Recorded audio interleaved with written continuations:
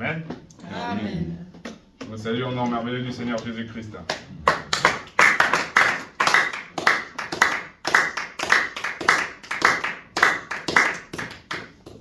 Ce Dieu est bon, ce Dieu est merveilleux, ce Dieu encore nous a gardés et préservés.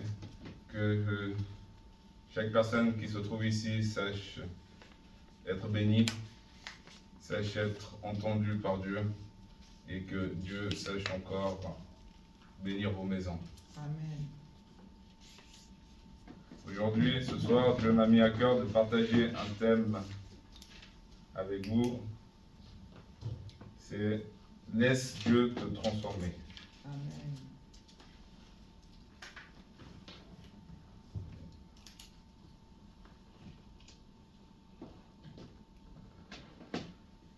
Laisse Dieu te transformer. Nous vivons dans un monde où chacun cherche à s'améliorer, à se transformer, que ce soit physiquement, que ce soit mentalement, que ce soit émotionnellement. Et pour cela, qu'est-ce qu'on fait? On va prendre des programmes de développement personnel. Beaucoup de jeunes, de gens de nos jours investissent dans des programmes de développement personnel. Ou alors ils investissent dans quoi? Dans des thérapies, d'autres méthodes. Tout ça pour se sentir mieux, parce que c'est ce qu'on prône, c'est ce qu'on demande, c'est ce que maintenant la société exige. Être mieux, se sentir bien pour pouvoir avancer, pour pouvoir réussir dans ce que nous entreprenons. Mais ce que les gens oublient, c'est que ça, c'est des méthodes humaines. Parce qu'on va faire confiance à une personne. On va aller chercher cette envie d'être mieux chez une personne, chez un professionnel, certes, il a étudié ou qui connaît, ou il met en avant qui sait nous aider, mais ça reste un homme. Et la personne chez qui on devra aller chercher, de laisser nous transformer, laisser nous aider, c'est Dieu. Lui seul. Parce que avec les hommes, le problème c'est quoi? C'est que au fil du temps, on va faire 4, 10 séances, 20 séances, mais après, il t'abandonne, il te laisse. Et c'est débrouille-toi. Et si maintenant ça ne marche pas, bah, tu retournes vers cette personne-là. Et tu investis encore de l'argent. Si ça ne va pas, par exemple, mentalement, tu vas aller chez un psychologue, parler de tes problèmes, te confier à lui. Et de nouveau, c'est sur X temps. Et ce n'est pas garanti que tu te sentes mieux ou quoi que ce soit.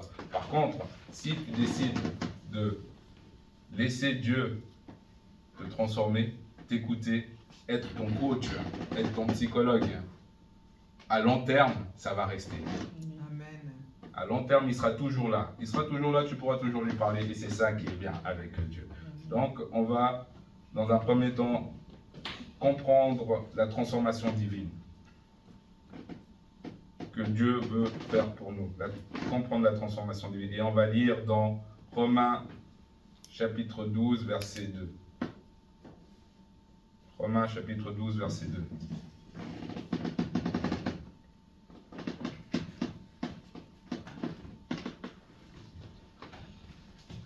Je vais lire au nom de Jésus-Christ. Amen. Ne vous conformez pas au siècle présent, mais soyez transformés par le renouvellement de l'intelligence, afin que vous discerniez quelle est la volonté de Dieu, ce qui est bon, agréable et parfait. Ne vous conformez pas au siècle présent. Comme on voit là dans ce verset, il y a 2 points importants. Ne pas se conformer au siècle présent. Pourquoi? Parce que le siècle présent, le monde où on vit actuellement, c'est là où il y a tous les embûches. Le diable règne aujourd'hui avec les smartphones, avec Internet qui est en confusion, avec la télé, les médias. On peut se laisser tenter facilement. On se fait appeler. Et si tu fais pas attention, tu peux basculer dans le mauvais côté. Donc, ne pas se conformer au siècle présent, c'est ça. Il ne faut pas être tenté par cela, parce que le diable, il règne sur terre, c'est son royaume, donc il fait comme il veut. Et s'il peut prendre une personne et l'écarter de de la parole de Dieu ou de la voix de Dieu, il est heureux. Donc, évitons, ne nous cachons pas derrière cela, ne restons pas coincés derrière ce monde-là, mais accrochons-nous à Dieu plutôt, avançons, regardons Dieu. Et le deuxième point dans ce verset, c'est renouveler notre intelligence. Amen. Renouveler, demander à Dieu de renouveler justement cette intelligence pour qu'on puisse voir que Dieu, le voir, regarder, marcher vers lui. Parce que c'est que lui qui peut donner cette intelligence de ne pas justement être séduit dans les choses que le diable va te proposer de ce monde-là justement. Si on regarde, il nous renouvelle cette intelligence, on va regarder Dieu, on va regarder comment on doit marcher avec lui, comment on doit aller vers lui. Donc, c'est comme ça que, dans le premier point, comment la transformation divine commence. C'est en nous privant de tous les attirances que le diable met dans nos vies. Et on demande à Dieu de nous donner cette intelligence. Qu'est-ce que la transformation selon Dieu? On va lire dans 2 Corinthiens chapitre 5, 17. Qu'est-ce que la transformation selon Dieu? 2 Corinthiens chapitre 5, verset 17. Je vais lire au nom de Jésus-Christ. Amen. Si quelqu'un est en Christ, il est une nouvelle créature. Les choses anciennes sont passées. Voici, toutes choses sont devenues nouvelles. Si quelqu'un est en Christ, il est une nouvelle créature.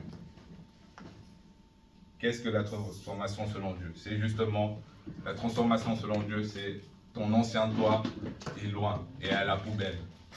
Donc, ton ancien être, ce que tu étais avant de choisir Jésus, on le met de côté. Si tu étais un bagarreur, si tu étais un menteur, si tu étais un voleur, tout cela, ça va à la poubelle. On sait bien que tout ce qu'on jette, on ne le reprend pas avec nous. Donc Dieu veut aussi de faire de nous une nouvelle créature. Quand on a cru en Jésus, quand on a cru en sa parole, Dieu a transformé et nous a transformés et nous a fait une nouvelle créature. C'est ça sa transformation. C'est le but ultime, qu'on devienne des nouvelles créatures à l'image de notre Dieu, à l'image de Jésus-Christ, marcher selon lui. Donc la transformation s'opère à ce moment-là. Dieu nous transforme par rapport à cela. Le verset. C'est 2 Corinthiens, chapitre 5, verset 17.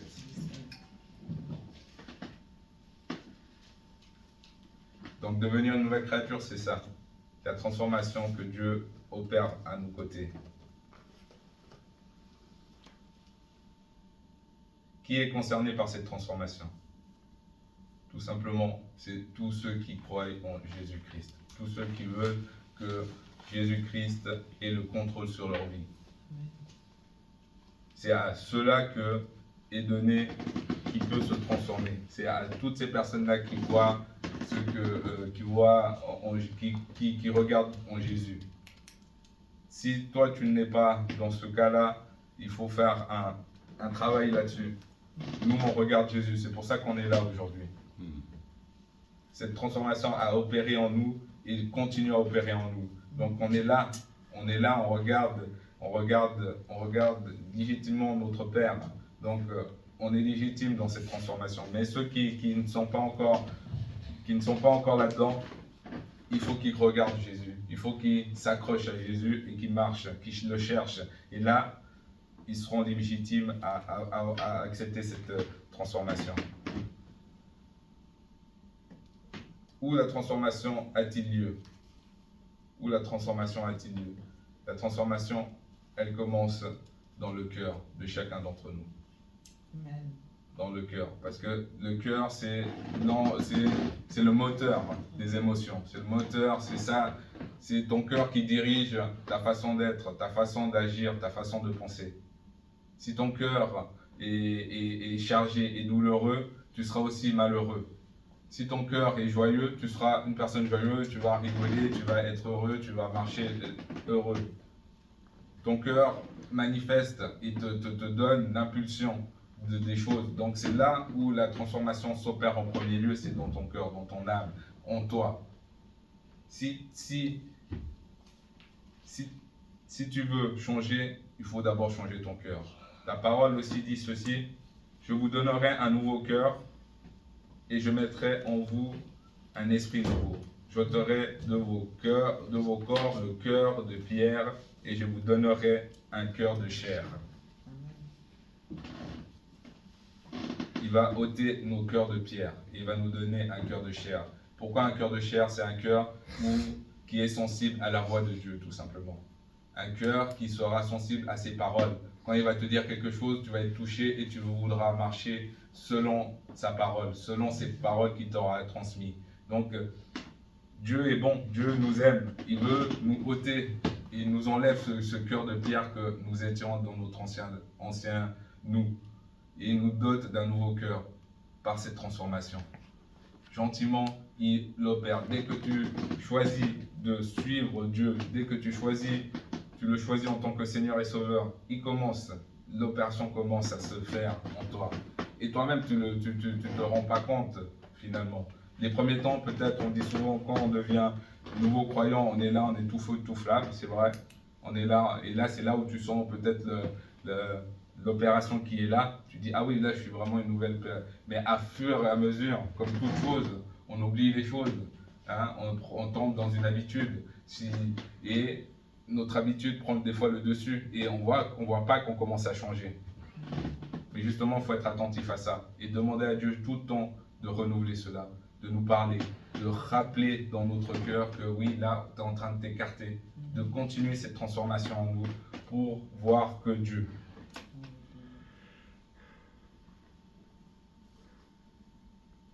Quand on commence à être sagilié, comment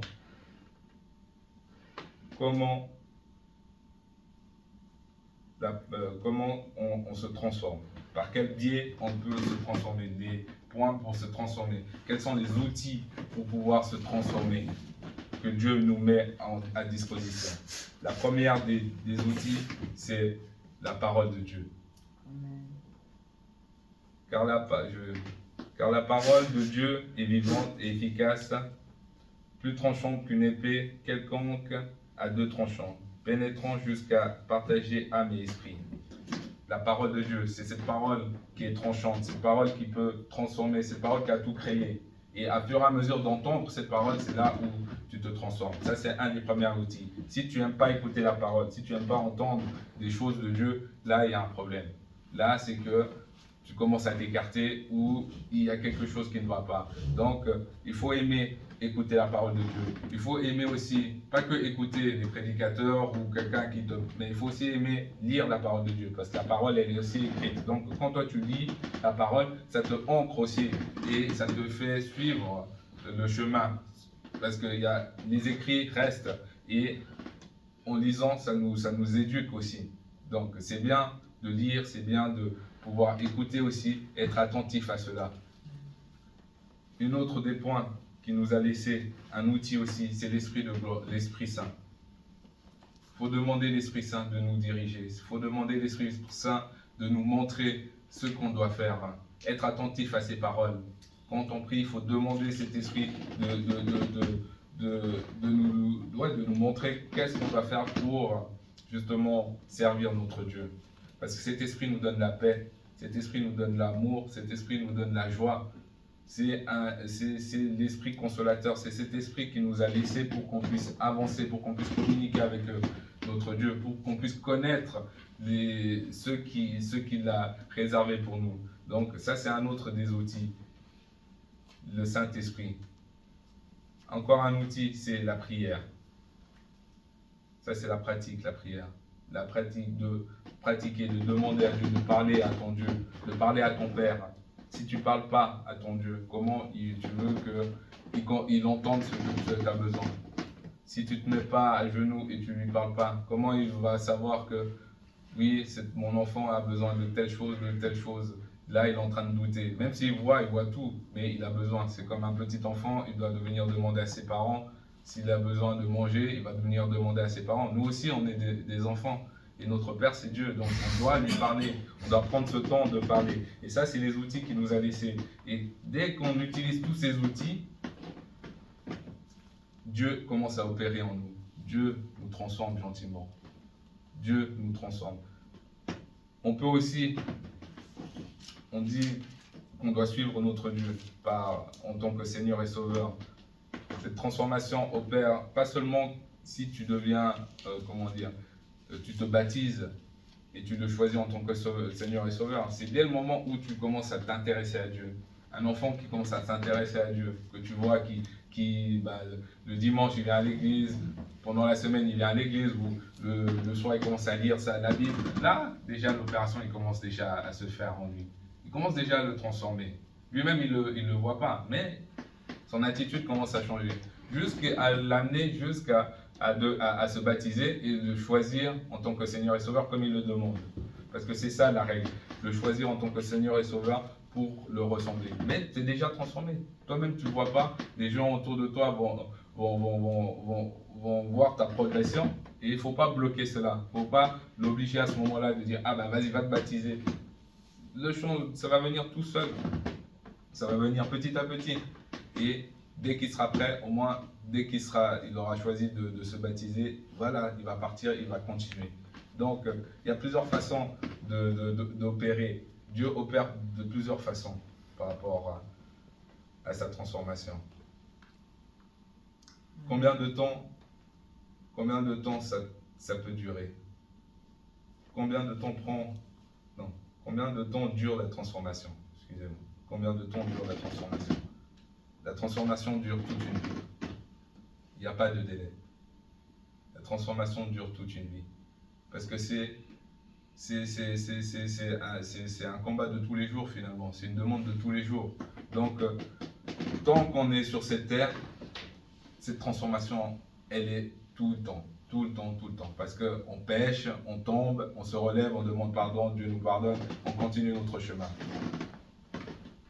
Et tant qu'on sera sur cette terre, on fera toujours ça. Parce qu'on est des hommes et l'homme pêche énormément, l'homme faute, mais Dieu est bon. Il a donné son Fils pour nous, il est mort pour nous et il pardonne nos fautes à chaque instant. Mais cette transformation, c'est toute une vie. C'est toi qui le maintiens. Si tu le veux bien, bien sûr. Si tu veux qu'il te suive, si tu veux qu'il marche avec toi, si tu veux qu'il opère en toi, ça durera toute une vie. C'est pas du jour au lendemain, ah t'es transformé, ah je t'ai choisi en tant que Seigneur et Sauveur, ah c'est bon, toute ma vie je continue. Non, c'est faux. C'est toi qui dois montrer, comme toute chose. Il faut travailler, il faut te remettre en question. Comme dans les travaux qu'on fait, il y a des mises à niveau. C'est pareil aussi dans la vie chrétienne. Il y a des mises à niveau aussi. À toi de savoir où tu te situes. Si tu sais que tu es moins là, bah voilà, il faudra faire plus d'efforts. Il faudra plus te consacrer à Dieu, il faudra plus prier. Voilà. Il te remet. Et à chaque fois, Dieu, il est là à tes côtés. Et il opère, et il opère, et il opère. Et c'est ça qui est beau avec lui. C'est ça qui est bon avec lui. Et pourquoi il faut laisser Dieu te transformer? Pourquoi il faut laisser Dieu te transformer? Tout simplement pour que tu connaisses ce qu'il veut de toi. Pour connaître ses voies, pour connaître sa parole. Il faut laisser que Dieu te transforme. Sinon, tu ne sauras pas ce qu'il désire de toi, ce qu'il veut faire de toi. Et tu n'hériteras pas du royaume des cieux. Donc, c'est une ligne très, très, très courte par rapport à ça. Si tu laisses Dieu venir à toi, te transformer, te changer ton ancien toi, changer ta façon d'être, même si tu as déjà cru en Dieu, même si tu es déjà en tant qu'enfant de Dieu, si tu vois que tu doutes, reviens à ce Dieu-là, reviens vers lui, demande-lui de te transformer à nouveau, de te parler, de te reguider dans le droit chemin, et Dieu va opérer. C'est quelque chose de très important. Et comme ça, tôt ou tard, on héritera tous du royaume des cieux. Voilà ce que Dieu m'a mis à cœur de partager avec vous ce soir. Que Dieu bénisse sa parole. Alléluia.